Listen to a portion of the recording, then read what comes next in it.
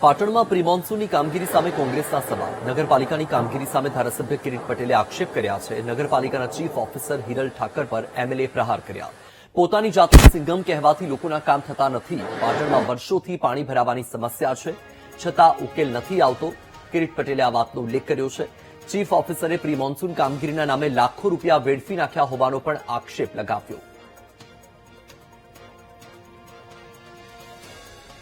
સિંઘમ બની અને માત્ર વાહવાહી કરવા મીડિયાની અંદર, સોશિયલ મીડિયાની અંદર વાહવાહી કરવાને બદલે પાટણની જનતા રાહ જોઈ રહી છે કે પ્રી મોન્સૂનની કામગીરી હવે પૂરી થઈ, ચોમાસું શરૂ થઈ ગયું છે.